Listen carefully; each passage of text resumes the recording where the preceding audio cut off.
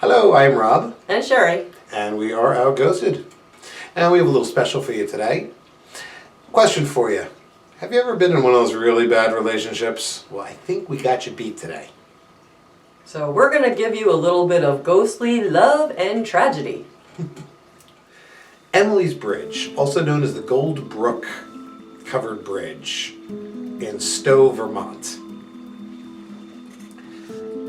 Emily was a young, poor girl who was in love with a boy from a very rich family.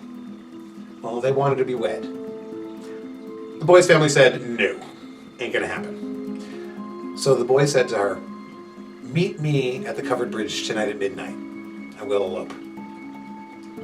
Emily went to the bridge, waited there for her lover, and waited, and waited. For some reason, no one really seems to know why, the boy never showed up. In her distress, Emily commits suicide. But there's two different versions of the story. One of the versions says she threw herself off the bridge into the brook below. The other version, the more popular version, is that she hanged herself from the rafters in the bridge. Where it really gets creepy is everything that's happened since then. People would visit this bridge. They would actually have their cars scratched and gouged. Nice. Horses. Spending a lot of money on paint jobs. Yeah. Horses. People would ride by with horseback. The horses would get scratched. Pedestrians would walk by. They'd wind up with bloody scratches on their backs. Ew. People have experienced moaning, screaming.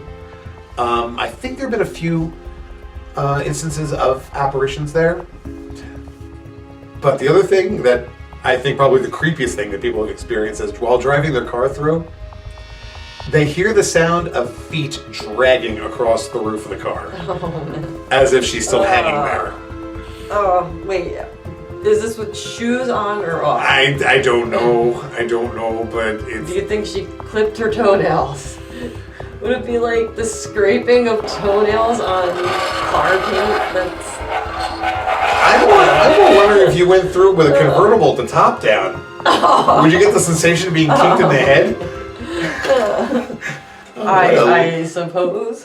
What a lovely bridge. And that's what you call bad taste.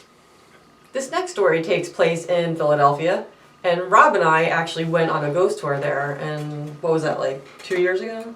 2 Halloweens ago. Okay, that's one way to measure time. So 2 Halloweens ago, we were at the City Tavern in Philadelphia. This story takes place around 1834. There was a major fire, and how that occurred was there was a bridal party that decided to have their wedding there. And they took over the entire second floor, and they were having their festivities while the groomsman and his attendants waited downstairs. Well, back in that time, the building was lit with candles and oil lamps. And in the midst of all the conversation and the fun going on, they didn't realize one of the candles toppled over. And they didn't see the curtains smoldering. And eventually it came across the room and hit the train of the bride. And with the fabric that they had back then, it quickly consumed the bride and the rest of the bridal party. Now, the groomsmen downstairs heard all this going on, and they tried to rescue the party, and they failed.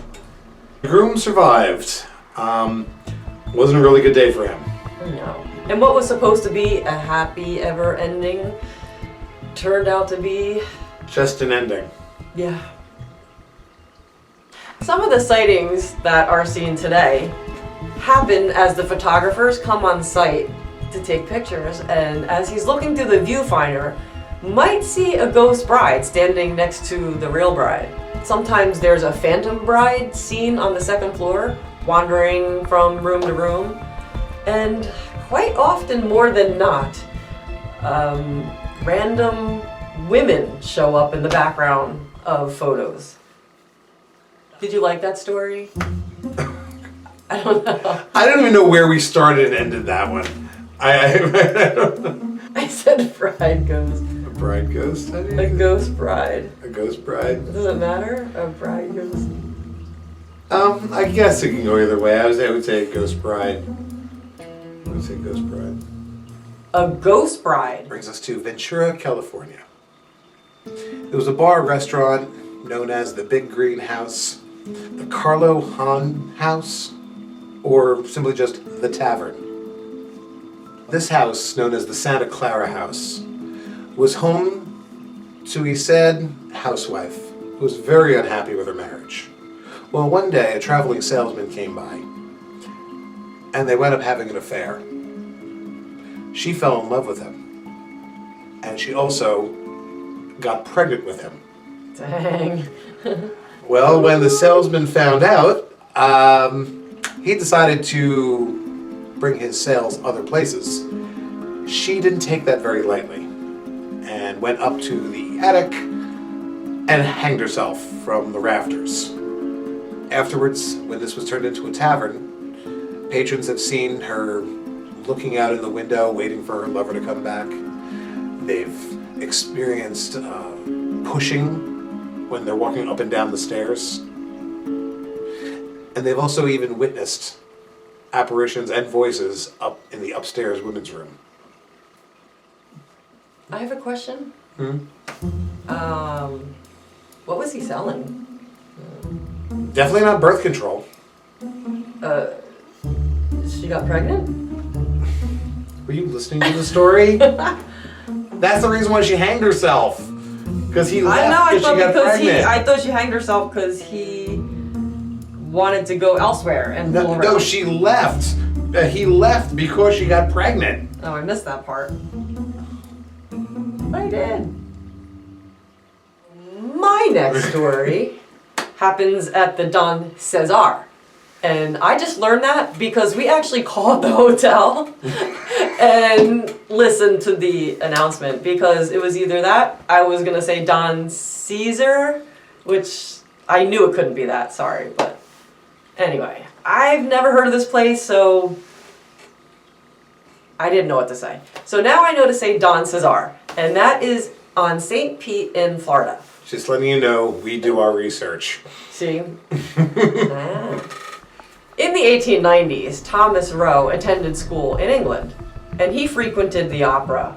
And one night he went to see Maritana, and while he was there, met Lucinda, who was a beautiful singer, and they fell in love. Aww. Well, they would secretly meet outside in the courtyard, where there was a gorgeous fountain, and he would refer to her as Maritana, and she would call him her Don Cesar. They were characters in the play. After a while, Lucinda's mother did not like their romance going on, especially for religious reasons. So eventually, she took Lucinda and moved her back to Spain. Before they left, though, they vowed to continue to write each other. But heartbroken, Thomas moved back to Florida.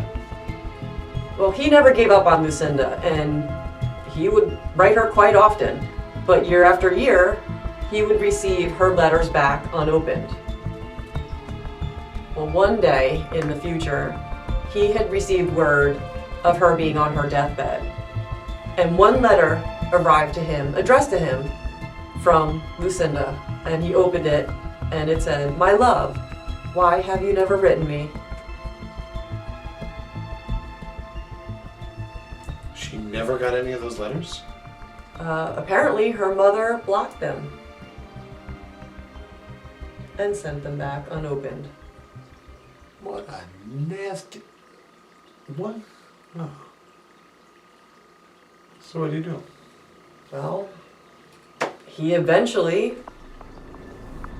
built the Don Cesar in her honor, and he built it grandiose in a Mediterranean castle-like style, and the fountain that he decided to include was identical to the same one where they had met in England. Oh, that's sweet. Very nice guy.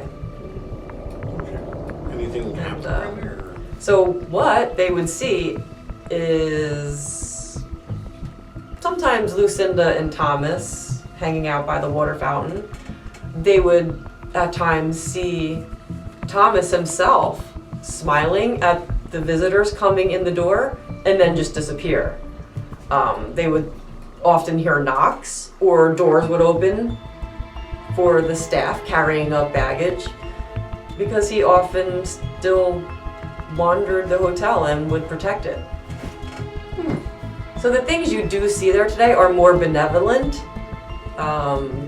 because there was no vengeful death that happened there or anything sad on location. So it's generally a happy place, and if you do vacation there, you might be able to have a spooky, romantic getaway. Sounds like a nice place to honeymoon. Yeah. Okay, so that was a semi-tragic love story with a semi-happy ending. Yeah, sure. Okay, I think I'll continue that with another suicide. Henderson State University in Arkadelphia, Arizona. That's a mouthful. Say that 3 times fast. Arkadelphia, Arizona. Yeah. I can do it. All right. It was once a Methodist college. A young lad named Joshua, who was attended there. Now, this is not that far in the past. This is only about in the 1920s. Sweet. Okay, so recent history, only 100 years ago, you know. He went to the school, and he met a girl named Jill, who went to the rival school across town, which is the Ouachita Baptist University. Say that one 3 times fast. Ouachita. See, that I can do. That one's easy. That's kind of fun, actually. Everybody, you at home. Ouachita. Okay. Anyway, they went to the same, and they fell in love, as you've heard how these stories go so far. Well, due to the different religions, Joshua's friends kind of pressured him to, look, you got to break up with this girl. She's not a true Methodist, and you really shouldn't be with her. And I guess peer pressure kind of got to him, and he called it off. And in typical fashion, as these stories tend to go, she did not take it well. She went back to her college, to her room, put on a black dress, put on a black veil, and leaped down an elevator shaft to her death. Oh, yeah, that's fun. Well, since then, there have been reports every year at homecoming of a lady in black, or the Black Lady, wandering the halls of the school, again at homecoming every year, looking for the lover that broke her heart. Now, I don't know if she's ever going to find him. That seemed to be 100 years ago, but they've been having these reports apparently since for the last 100 years. So, Alrighty then. it's kind of interesting. Sure. And with that in mind, I think we are done for the evening. So, do us a favor. Don't forget to hit that like button down at the bottom. You got any questions? You want to know a little more about these stories? Don't forget to leave a comment. And please hit that subscribe button for more of our stuff.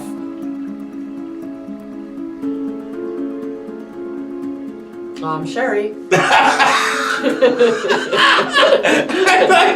Say something.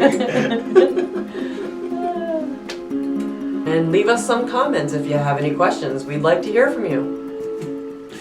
So, until next time, I am Rob. And Sheri. We're out ghosted. Take care. How does that thing stay on your head anyway? It's a headband. It is? Mm-hmm. Okay. It was like staples or something. No, Okay. it's just a headband. Oh, look at that.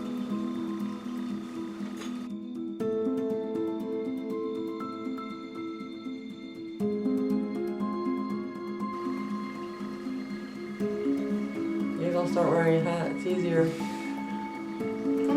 Worry about bad hair. Hey, look at that. What do you think? Leave a comment. Don't leave a comment about this, though.